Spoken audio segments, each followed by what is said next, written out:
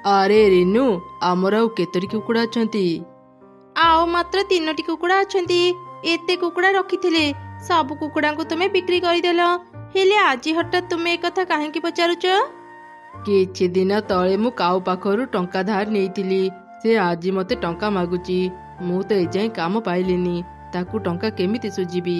सेथिपाई भाबुथिली आमर गोटे कुकुड़ा बिक्री करी तार टंका फेरेबी। एमिति जदि प्रतिथर गोटे गोटे कुकुड़ा बिक्री करदेब आमर आउ कुकुड़ा रहिबेनी। मोर एबे जो परिस्थिति कुकुड़ा बिक्री करिबा छड़ा किछि रास्ता नाही। तू चिंता करनी, मु जेतेबेले काम पाइबी पुणी तारी किछि कुकुड़ा किनि नेबी। तुमर एक कथा मु अनेक थर सुनी सारिलेनी। जहा इच्छा ताहा कर। एमिति रागी रिनु घर भीतर को चली गला। राजू चढ़ी तार कुकुड़ा पाखु गला। अरे देख देख आम मालिक आसुचंती। एथर भी से आम भीतर काहाकू धरी नहीं जिबेनी तो? अरे ना, गत थर मालिक कहिथिले से शेष थर पे कुकुड़ा नेउचंती। से आ कुकुड़ा नेबेनी, तू डरनी। मते तमे माने क्षमा कर दियो। गत थर मु कहिथिली आ कुकुड़ा बिक्री करिबिनी। हेले अभाव पड़ी मते पुणी आज गोटे कुकुड़ा बिक्री करबाकू हेबो। देखिलु तो मु कहूथिली ना मालिक आज आम भीतर जणकू नहीं जिबे। एई प्रथम कुकुड़ाटाकू मु निए। ना ना मते निज सांगरे नियनी। सांग तो जोठी भी रह भलरे रह। आमे तो पई किछि भी करि पारिलुनी। हेले तो कथा आमे सारा जीवन मने रखिबू। ना एमिति कहनी, मते बंचा। अरे ए कुकुड़ाटा एमिति काहेकि होची? मु ताकू मारिबाकू तो नेउनी। ए कुकुड़ाकू मु भलो कि धरिकी नहीं जाए।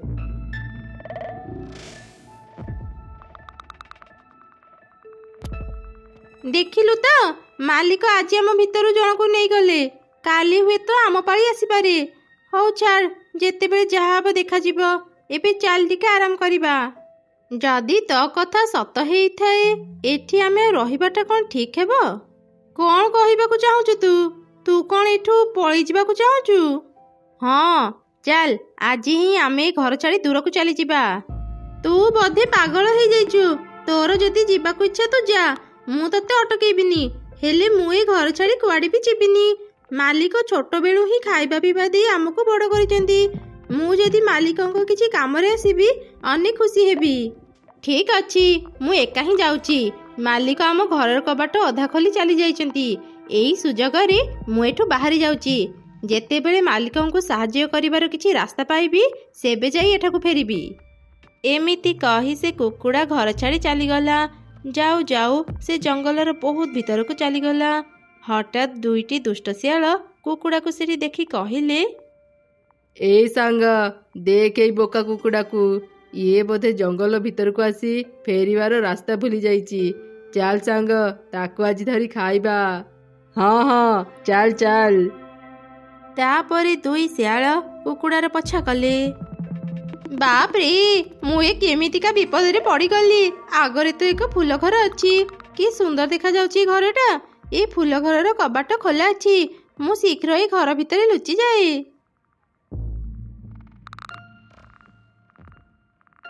धेत, ए कुकुड़ाटा फूल घर भीतर को चली गला। एबे कौन करिबा? एते घंच जंगल भितर घर करी किए रहउथिबा? कबाट खोला अछि। जे भी रहउथाउ, चल आमे से कुकुड़ा को नहीं आसीबा। एमिति कही से 2 शियाल फूल घर भितर पशिले। सेई घरे एक फूल परी रहुथिला। एई बदमाश शियाल दल, मो घर भितर काहेकि पशिच? बाहर मो घरु। फूल परी को देखी भय रे 2 शियाल से जागा छाड़ी चली गले। सेमाने सेठू जीवा परे कुकुड़ा लुचिथिबा जागारु बाहरी आसिला। से सेई घरु पळेबा समय रे फूल परी ताकू कहिला, अरे कुकुड़ा, तू तो चढ़ी मान सांगरे रहुना। ई घंच जंगल भीतर को एकुटिया काहेकि आसिचु? कुकुड़ा फूल परी को सब घटना कहिला। अच्छा एमिति कथा। कुकुड़ा, मु जदि तते किछि शक्ति देबी जा द्वारा तू तो मालिक को सहाय्य करि परिबो, तेबे तू कोन तो मालिक पाखकू फेरी जिबू? हाँ हाँ फूल परी, मु मो मालिकंक पाखकू फेरी जिबी। मु जदि मो मालिकंकू सहाय्य करि परिबी अनेक खुशी हेबी। अच्छा तेबे ठीक अछि, मो पाखकू आ। तापरी फूल परी कुकुड़ा को किछि जादू शक्ति देला। फूल परी, तुमे मते कोन देलो? ମୁଁ ତ କିଛି ବି ଜାଣିପାରିଲିନି। ମୁଁ ତତେ ଏମିତି ଏକ ଶକ୍ତି ଦେଇଛି ଯାହାଦ୍ୱାରା ତୋର ସବୁ ଅଣ୍ଡା ଯାଦୁର ରଙ୍ଗୀନ ଅଣ୍ଡା ହେଇଯିବ। ତୋ ଅଣ୍ଡା ଯିଏ ବି ଖାଇବ ସେ ଅନେକ ଶକ୍ତି ପାଇବ। ଯାହାର ଯେମିତି ବି ରୋଗ ହେଇଥାଉ ସେ ସୁସ୍ଥ ହେଇଯିବ। ତୋ ଅଣ୍ଡା ସାହାଯ୍ୟରେ ତୋ ମାଲିକର ଭାଗ୍ୟ ବଦଳିଯିବ। ଏବେ ତୁ ଘରକୁ ଯା। ତାପରେ କୁକୁଡ଼ା ନିଜ ମାଲିକ ଘରକୁ ଫେରି ଆସିଲା। ସେପଟେ ରାଜୁ ଆଉ ତାର ସ୍ତ୍ରୀ ଗୋଟେ କୁକୁଡ଼ାକୁ ଘରେ ନ ଦେଖି ଚିନ୍ତାରେ ଥିଲେ। ତୁମେ କହିଥିଲ ତୁମେ ଗୋଟେ କୁକୁଡ଼ା ବିକ୍ରି କରିବ, ଏକା ସାଙ୍ଗରେ କ'ଣ ତୁମେ 2ଟା କୁକୁଡ଼ା ବିକ୍ରି କରିଦେଲ? ନା ନା, ମୁଁ ଗୋଟିଏ ହିଁ କୁକୁଡ଼ା ବିକ୍ରି କରିଛି। ଏଇ ଦେଖ, ମୁଁ ଆସିଗଲି। ତମେ ମାନେ ଆଉ ଚିନ୍ତା କରନି। ଆରେ ଆମ କୁକୁଡ଼ା ଫେରି ଆସିଛି। ହେଲେ ତୁ କଥା କେମିତି କହିପାରୁଛୁ? ହଁ, ମୁଁ କିଛି ଯାଦୁ ଶକ୍ତି ପାଇଛି ଯାହାଦ୍ୱାରା ମୋ କଥା ତମେ ମାନେ ବୁଝିପାରିବ। ମୁଁ ପ୍ରତିଦିନ ଯାଦୁର ଅଣ୍ଡା ଦେବି। ତମେ ମାନେ ତା ବିକ୍ରି କରି ନିଜର ସବୁ ସମସ୍ୟା ଦୂର କରିପାରିବ। ଏବେ ମୋ ରାସ୍ତା ଛାଡ଼, ମୁଁ ଘରେ ଆରାମ କରିବି। ଆରେ ତୁ ଫେରି ଆସିଲୁ ଯେ, ବାହାରେ ଏକୁଟିଆ ତତେ ଡର ଲାଗିଲା କି? ନା, ମୁଁ ଭୟରେ ଫେରିନି। ମୁଁ ମାଲିକଙ୍କୁ ସାହାଯ୍ୟ କରିବା ରାସ୍ତା ନେଇ ଫେରିଛି। ଆଚ୍ଛା ସତରେ? କ'ଣ ସେ କଥା ମତେ ବି କହ। କାଲି ସକାଳ ହେଉ ତୁ ସବୁ ଜାଣିପାରିବୁ। ପରଦିନ ସକାଳେ ସେ କୁକୁଡ଼ା ଏକ ରଙ୍ଗୀନ ଅଣ୍ଡା ଦେଲା। ରାଜୁ ଆଉ ତାର ସ୍ତ୍ରୀ ସେ ରଙ୍ଗୀନ ଅଣ୍ଡା ଦେଖି ଖୁବ୍ ଖୁସି ହେଇଗଲେ। ଏବେ ତମେ ମାନେ ରଙ୍ଗୀନ ଅଣ୍ଡାକୁ ନେଇଯାଅ। ଏ ଅଣ୍ଡାରେ ଅନେକ ଯାଦୁ ଶକ୍ତି ଅଛି। ଏ ଅଣ୍ଡାକୁ ନେଇ ବଜାରରେ ବିକ୍ରି କର। ଯିଏ ବି ଏ ଅଣ୍ଡା ଖାଇବ ତାର ଯେମିତି ବି ରୋଗ ହେଇଥାଉ ତା ରୋଗ ଭଲ ହେଇଯିବ ଆଉ ସେ ଅନେକ ଶକ୍ତି ପାଇବ। ତାପରେ ରାଜୁ ସେ ଗୋଟିଏ ଅଣ୍ଡା ଧରି ବଜାରକୁ ଗଲା ଆଉ ବିକ୍ରି କରିବା ପାଇଁ ବସି ପଡ଼ିଲା। ଆରେ ରାଜୁ, ତୁ କ'ଣ ଗୋଟିଏ ଅଣ୍ଡା ବିକ୍ରି କରିବାକୁ ଆସିଛୁ? ତୁ ତ ଅଣ୍ଡା ରଙ୍ଗ କରି କାହିଁକି ଆଣିଛୁ? ଏ ଅଣ୍ଡା ସାଧାରଣ ଅଣ୍ଡା ନୁହଁ, ଯାଦୁଇ ରଙ୍ଗୀନ ଅଣ୍ଡା। ମୁଁ ମୋ ଅଣ୍ଡାକୁ ରଙ୍ଗ କରିନି, ତା ରଙ୍ଗ ହିଁ ସେମିତି। ଯିଏ ବି ଏ ଅଣ୍ଡାକୁ ଖାଇବ ତା ରୋଗ ଭଲ ହେବା ସହ ସେ ଅନେକ ଶକ୍ତି ପାଇବ। ତୁ ସତ କହୁଛୁ? ମୋ ମାର ଦେହ ବହୁତ ଖରାପ। ଡାକ୍ତର କହୁଛନ୍ତି ସେ ଆଉ ଭଲ ହେବନି। ତୁ ମତେ ଏ ଅଣ୍ଡା ଦେ। ଏବେ ତୁ ଏ ଟଙ୍କା ନେଇଥା। ତୋ କଥା ଯଦି ସତ ହେଇଥାଏ ମୁଁ ତତେ ପରେ ଆହୁରି ଟଙ୍କା ଦେବି। ରାଜୁ ତାକୁ ସେ ଅଣ୍ଡା ବିକ୍ରି କରି ନିଜ ଘରକୁ ଫେରି ଆସିଲା। ପରଦିନ ସକାଳେ ସେ ଚଢ଼େଇ ଆସି ରାଜୁକୁ ଡାକିଲା। ଆରେ ରାଜୁ, ସତରେ ତୋ କୁକୁଡ଼ା ଅଣ୍ଡା ଭାରି ଚମତ୍କାରୀ। ମୋ ମାର ଦେହ ଅନେକ ଦିନରୁ ଭଲ ହେଉନଥିଲା। ସେ ଯେମିତି ତୋ କୁକୁଡ଼ା ଅଣ୍ଡା ଖାଇଲା ସଙ୍ଗେ ସଙ୍ଗେ ସେ ସୁସ୍ଥ ହେଇଗଲା। ତୋ ପାଖରେ ଯଦି ଆଉ ଅଣ୍ଡା ଅଛି ମତେ ଦେ। ତା ବଦଳରେ ମୁଁ ତତେ ବହୁତ ଟଙ୍କା ଦେବି। ଏବେ ମୋ ପାଖରେ ଆଉ ଅଣ୍ଡା ନାହିଁ। ମୋ କୁକୁଡ଼ା ପ୍ରତିଦିନ କେବଳ ଗୋଟିଏ ହିଁ ଅଣ୍ଡା ଦିଏ। ଆଜିକାର ଅଣ୍ଡା ମୁଁ ଆଉ ଜଣଙ୍କୁ ବିକ୍ରି କରିଦେଇଛି। ଆଚ୍ଛା ହଉ, ତୁ ଏ ଟଙ୍କା ନେ। କାଲି ତୁ ଆଉ କାହାକୁ ବି ଅଣ୍ଡା ବିକ୍ରି କରିବୁନି। ମୁଁ ସକାଳେ ଆସି ତୋଠୁ ଅଣ୍ଡା ନେଇଯିବି। ଧୀରେ ଧୀରେ ଚମତ୍କାରୀ ରଙ୍ଗୀନ ଅଣ୍ଡା କଥା ପୁରା ଜଙ୍ଗଲରେ ପ୍ରଚାର ହେଇଗଲା। ପ୍ରତିଦିନ ସମସ୍ତେ ଅଧିକ ଦାମ ଦେଇ ରାଜୁ ପାଖରୁ ଅଣ୍ଡା କିଣି ନେଉଥିଲେ। ରାଜୁର ବହୁତ ଭଲ ଟଙ୍କା ରୋଜଗାର ହେଉଥିଲା। ସେ ସେଇ କୁକୁଡ଼ାର ଅଧିକ ଯତ୍ନ ନେଉଥିଲା, ତାକୁ ବେଶୀ ବେଶୀ ଖାଇବା ଦେଉଥିଲା। ଦେଖୁଛୁ ତ ମୁଁ କେମିତି ମାଲିକଙ୍କୁ ସାହାଯ୍ୟ କରୁଛି? ହଁ ହଁ, ତୁ ମାଲିକଙ୍କର ପ୍ରିୟ ପାଲଟି ଯାଇଛୁ। ହେଲେ ମୁଁ ମାଲିକଙ୍କର କିଛି କାମରେ ଆସିଲିନି। ସେମିତି କାହିଁକି ଭାବୁଛୁ? ମୋ ପାଇଁ ତ ଜୀବନ ରକ୍ଷା ହେଇଛି। ତୁ ସେତିକିରେ ଖୁସି ହେ। ଏମିତି କିଛି ଦିନ ବିତିଗଲା। ଦିନେ ସେ ଜଙ୍ଗଲର ଏକ ଧନୀ ପକ୍ଷୀ ଚିଲ ରାଜୁର ଘରକୁ ଆସିଲା ଆଉ କହିଲା, ରାଜୁ, ମୁଁ ଶୁଣିଲି ତୋ ପାଖରେ ଏକ ଯାଦୁର କୁକୁଡ଼ା ଅଛି। ସେ ପ୍ରତିଦିନ ରଙ୍ଗୀନ ଅଣ୍ଡା ଦିଏ। ଯିଏ ବି ତାର ଅଣ୍ଡା ଖାଏ ତାର ସବୁ ରୋଗ ଭଲ ହେଇଯାଏ। ଆଜ୍ଞା ଚିଲ ମହାଶୟ, ଆପଣ ଠିକ୍ ଶୁଣିଛନ୍ତି। ଆପଣ ବି ଅଣ୍ଡା ନେବେ କି? ନା ନା, ମୁଁ ଅଣ୍ଡା ନେବାକୁ ଆସିନି। ମୁଁ ତୋର ସେ କୁକୁଡ଼ାକୁ ନେବା ପାଇଁ ଆସିଛି। ତୋର କେତେ ଟଙ୍କା ଦରକାର କହ। ତୁ ଯେତେ ଟଙ୍କା ମାଗିବୁ ମୁଁ ତତେ ସେତେ ଟଙ୍କା ଦେବି। ଚିନ୍ତା କରନି, ମୁଁ ତ କୁକୁଡ଼ାର ଭଲ ଯତ୍ନ ନେବି। ଆପଣ ଟିକେ ଏଠି ଅପେକ୍ଷା କରନ୍ତୁ, ଆମେ କଥା ହେଇ ଭିତରୁ ଆସୁଛୁ। କ'ଣ କହିଲ? ଏ ଜଙ୍ଗଲର ସବୁଠାରୁ ଧନୀ ପକ୍ଷୀ ଚିଲ ମତେ ନେବା ପାଇଁ ଆସିଛି? ହଁ ହଁ, ମୁଁ ତା ସାଙ୍ଗରେ ଯିବାକୁ ରାଜି। ସେ ତ ଅନେକ ଧନୀ। ମୁଁ ସେଠି ଭଲ ଭଲ ଖାଇବା ପାଇବି ଆଉ ଆରାମରେ ବି ରହିପାରିବି। ତମେ ମାନେ ମତେ ତା ପାଖରେ ବିକ୍ରି କରିଦିଅ। ଏଠି ତୋର କିଛି ଅସୁବିଧା ହେଉଛି କି? ତୁ ଆମକୁ ଛାଡ଼ି ଚାଲିଯିବୁ? ମୁଁ ଆଉ ଟିକେ ଆରାମରେ ରହିବାକୁ ଚାହୁଁଛି, ସେଥିପାଇଁ ଯାଉଛି। ତମେ ମାନେ ମୋ ବଦଳରେ ତାଠୁ ଅନେକ ଟଙ୍କା ନିଅ। ସେ ଟଙ୍କାରେ ତମମାନଙ୍କ ଜୀବନ ଆରାମରେ କଟିଯିବ। ଏବେ ମୋତେ ଯିବାକୁ ଦିଅ। ତାପରେ ରାଜୁ ସେ କୁକୁଡ଼ାକୁ ଚିଲ ପାଖରେ ବିକ୍ରି କରିଦେଲା। ଚିଲ ରାଜୁକୁ ଅନେକ ଟଙ୍କା ଦେଲା। 1 ସପ୍ତାହ ବିତିଗଲା, ହେଲେ କୁକୁଡ଼ା ଆଉ ଅଣ୍ଡା ଦେଲା ନାହିଁ। ଏ କ'ଣ, ମୁଁ ଅଣ୍ଡା କାହିଁକି ଦେଉନି? ଏମିତି ଯଦି ଆଉ କିଛି ଦିନ ଚାଲିବ, ରାଗରେ ଚିଲ ମୋତେ ମାରିଦେବ। ଫୁଲ ପରି, ତୁମେ କୋଉଠି ଅଛ? ମୋ ସହ କଥା ହୁଅ। ମୁଁ ଏ ଜାଗାରୁ ବାହାରି ତମ ପାଖକୁ ଯାଇପାରୁନି। କହ କୁକୁଡ଼ା, ତୁ କ'ଣ କହିବାକୁ ଚାହୁଁଛୁ? ଫୁଲ ପରି, ତୁମେ ମୋ କଥା ଶୁଣିପାରିଲ? ଏତେ ଦିନ ହେଇଗଲାଣି, ମୁଁ ଅଣ୍ଡା କାହିଁକି ଦେଇପାରୁନି? ତୁ ତ ମାଲିକକୁ ସାହାଯ୍ୟ କରିବାକୁ ଚାହୁଁଥିଲୁ, ସେଥିପାଇଁ ମୁଁ ତତେ ଶକ୍ତି ଦେଇଥିଲି। ହେଲେ ତୁ ନିଜ ଇଚ୍ଛାରେ ତ ମାଲିକ ଘରୁ ବାହାରି ଆସିଲୁ। ଏବେ ସେ ଯାଦୁ ଶକ୍ତି ଆଉ କାମ କରିବନି। ଏବେ ତୁ ତ ଭାଗ୍ୟକୁ ନେଇ ରହ। ହେଲେ ମୁଁ ଯଦି ଅଣ୍ଡା ନ ଦେବି, ମୋ ନୂଆ ମାଲିକ ମୋତେ ମାରିଦେବେ। ଫୁଲ ପରି, ମୋତେ ଛାଡ଼ି ଯାଅନି। ମୋତେ ବଞ୍ଚାଅ ଫୁଲ ପରି। ତୁମେ କୁଆଡ଼େ ଗଲ? 1 ମାସ ପରେ ବି ଯେତେବେଳେ କୁକୁଡ଼ା ଅଣ୍ଡା ଦେଲା ନାହିଁ, ଚିଲ ତାକୁ ରାଗରେ ମାରିଦେଲା।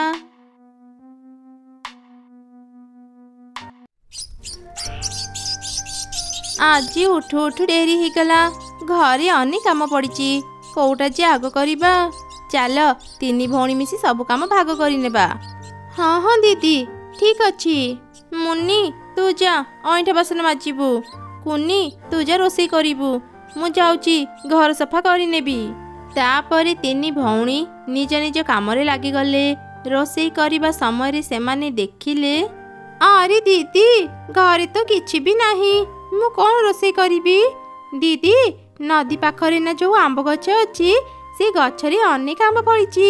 ତୁ ଯା କିଛି ଆମ୍ବ ନେଇ ଆସିବୁ। ଆଜି ଆମେ ଆମ୍ବ ଖାଇକି ରହିଯିବା। ଆଚ୍ଛା ହଉ, ତୁ ଯା ଘର ସଫା କରୁଥା। ମୁଁ ଯାଉଛି ଆମ୍ବ ନେଇ ଆସିବି। ଓହୋ, ସବୁଦିନ ହିଁ ଶୁଖିଲା ଫଳ ଖାଇ ଖାଇ ଭାରି ବିରକ୍ତ ଲାଗିଲାଣି। କେତେ ଦିନ ହେଇଗଲାଣି ମୁଁ ମାଛ ମାଂସ ଖାଇନି। ବାପା ମା କାହିଁକି ଯେ ଆମକୁ ଛାଡ଼ି ଚାଲିଗଲେ? ଏତେ କଷ୍ଟ କରିବାକୁ ଜମା ଭଲ ଲାଗୁନି। ତାପରେ ରେନି ନଦୀ କୂଳରେ ପହଞ୍ଚିଲା। ସେ ଦେଖିଲା ଏକ ମାଛ ଶୁଖିଲା ଭୂଇଁରେ ପଡ଼ି ଛଟପଟ ହେଉଛି। ଆରେ କ'ଣ, ଏଠି ତ ଗୋଟେ ମାଛ ପଡ଼ିଛି। ଲାଗୁଛି ଏ ମାଛ ନଦୀରୁ ଡେଇଁ ଉପରକୁ ଚାଲି ଆସିଛି, ଆଉ ବୋଧେ ଫେରି ପାରିଲାନି। ଭଲ ହେଇଛି, ଏତେ ଦିନ ପରେ ମୋତେ ମାଛ ଖାଇବାକୁ ମିଳିଯିବ। ଯାଏ, ଏ ମାଛକୁ ନେଇ ମୁଁ ଘରକୁ ଯାଏ। ଏ ଝିଅ, ମୋତେ ଖାଆନି। ମୋତେ ଭାରି କଷ୍ଟ ହେଉଛି। ମୋତେ ପାଣିରେ ଛାଡ଼ିଦେ।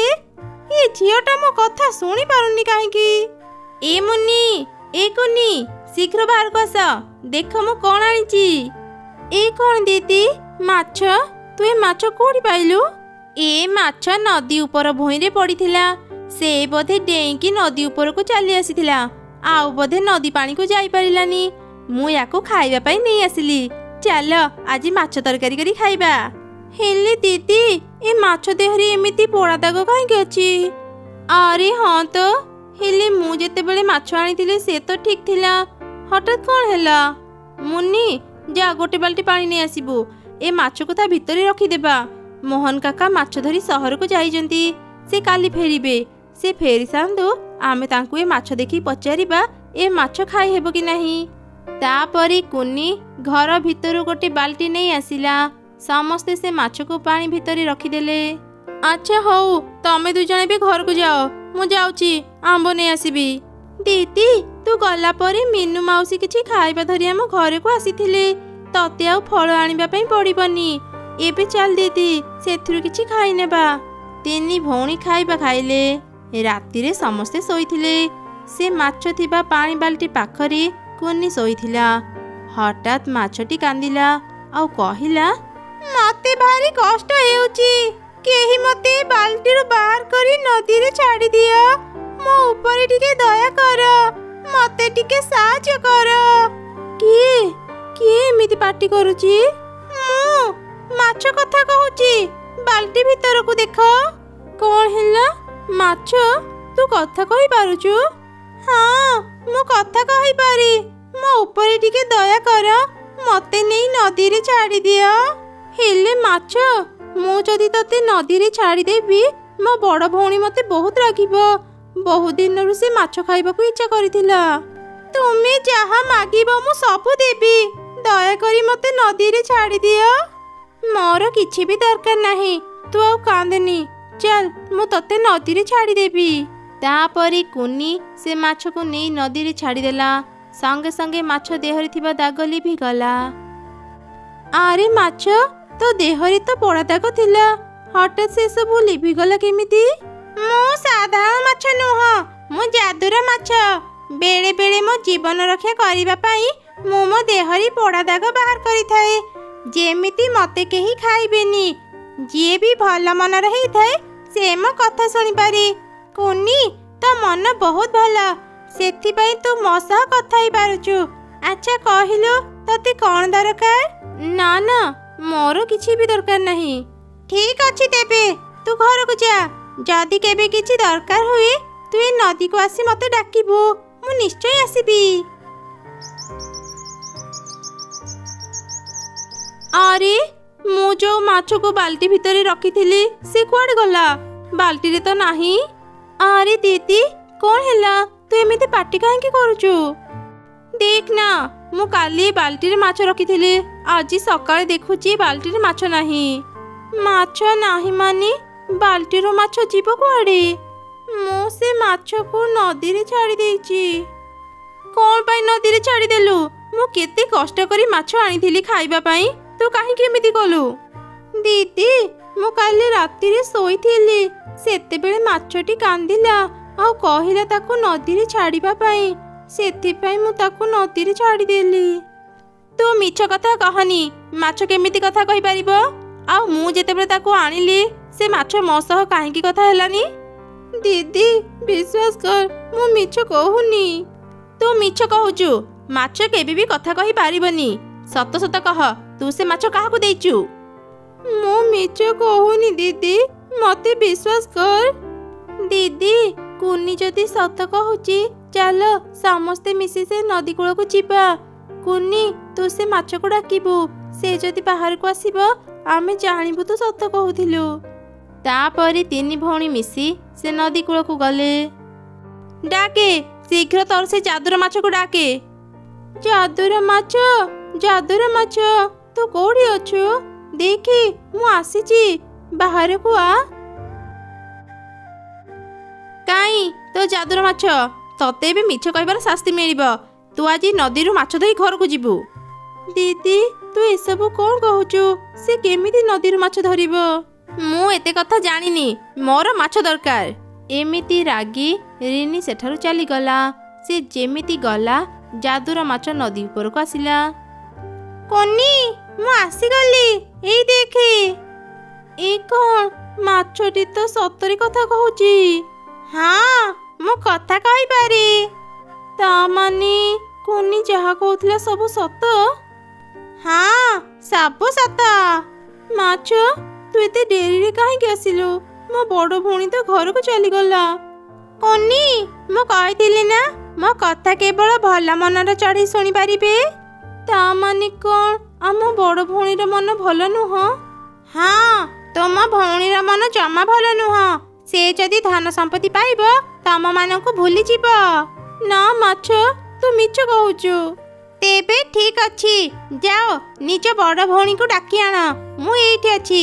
ଆଜି ତମମାନଙ୍କୁ ପ୍ରମାଣ ମିଳିଯିବ। ତମ ତିନି ଜଣଙ୍କ ଭିତରୁ ମୁଁ ଜଣଙ୍କର ଇଚ୍ଛା ପୂରା କରିବି, ଆଉ ତାକୁ ଅନେକ ଧନ ସମ୍ପତ୍ତି ଦେବି। ହେଲେ ତା ପୂର୍ବରୁ ତମମାନଙ୍କୁ ଏକ ପରୀକ୍ଷା ଦେବାକୁ ପଡ଼ିବ। କ'ଣ ପରୀକ୍ଷା ଦେବାକୁ ପଡ଼ିବ? ଏଇ 3ଟି ଖଣ୍ଡା ନିଅ। ଯିଏ ବି ଖଣ୍ଡାରେ ଆର 2 ଜଣଙ୍କୁ ମାରିଦେବ, ମୁଁ ତାର ଇଚ୍ଛା ପୂରା କରିବା ସହ ତାକୁ ଅନେକ ଧନ ସମ୍ପତ୍ତି ଦେବି। ଏମିତି ଶୁଣି ଲୋଭୀ ରିନି ଗୋଟେ ଖଣ୍ଡା ଉଠିଲା ତାର 2 ଭଉଣୀକୁ ମାରିବା ପାଇଁ। ହଠାତ୍ ଯାଦୁର ମାଛ ତାକୁ ପଥର କରିଦେଲା। ଏ କ'ଣ ଯାଦୁର ମାଛ? ତୁ ଆମ ଭଉଣୀକୁ ପଥର କାହିଁକି କରିଦେଲୁ? ଦୟାକରି ତାକୁ ପୂର୍ବ ଭଳି କରିଦେ। ମୁଁ ଯଦି ତାକୁ ପଥର କରିନଥାନ୍ତି ସେ ତମମାନଙ୍କୁ ମାରି ଦେଇଥାନ୍ତା। ସେ ଖରାପ ହେଉ କି ଭଲ ହେଉ, ସେ ଆମ ଭଉଣୀ। ଦୟାକରି ମାଛ ଆମ ଭଉଣୀକୁ ପୂର୍ବ ଭଳି କରିଦେ। ଆଚ୍ଛା ଠିକ୍ ଅଛି, ମୁଁ ଏବେ ତମ ଭଉଣୀକୁ ଭଲ କରିଦେଉଛି। ଯାଦୁର ମାଛ ରିନିକୁ ଭଲ କରିଦେଲା। ରିନି ପଥର ଅବସ୍ଥାରେ ରହି ସବୁ ଶୁଣୁଥିଲା। ସେ ନିଜ ଭୁଲ ବୁଝିପାରିଲା। ତମେ ମାନେ ମତେ ଏତେ ଭଲ ପାଅ, ମୁଁ ସବୁବେଳେ ତମ ଦୁଇ ଜଣଙ୍କୁ ବୋଝ ଭାବୁଥିଲି। ଏକୁଟିଆ ଆରାମରେ ରହିବାକୁ ଚାହୁଁଥିଲି। ତମେ ମାନେ ମତେ କ୍ଷମା କରିଦିଅ। ମୁଁ ଆଉ କେବେ ବି ତମ ମାନଙ୍କୁ ଭୁଲ ବୁଝିବିନି। ଦିଦି, ତୁ ତ ଭୁଲ ବୁଝିପାରିଲୁ, ସେତିକି ଆମ ପାଇଁ ବଡ଼ କଥା। ଚାଲ ଏବେ ଘରକୁ ଯିବା। ରହିଯାଅ ତମେ ମାନେ। ତମ ତିନି ଭଉଣୀଙ୍କ ଭଲ ପାଇବା ଦେଖି ମୁଁ ଅନେକ ଖୁସି। ଏ ଯାଦୁର କୁକୁଡ଼ାକୁ ନେଇ ଘରକୁ ଯାଅ। ଏ କୁକୁଡ଼ା ପ୍ରତିଦିନ ସୁନାର ଅଣ୍ଡା ଦେବ। ତମେ ମାନେ ସେ ଅଣ୍ଡା ବିକ୍ରି କରି ଆରାମରେ ଚଳିପାରିବ। ତାପରେ ତିନି ଭଉଣୀ ସେ କୁକୁଡ଼ା ନେଇ ଘରକୁ ଚାଲିଗଲେ। ପ୍ରତିଦିନ ସେମାନେ ସୁନା ଅଣ୍ଡା ବିକ୍ରି କରି ଅନେକ ଧନୀ ହେଇଗଲେ। ତାଙ୍କର ଆଉ କିଛି ବି ଅଭାବ ରହିଲାନି।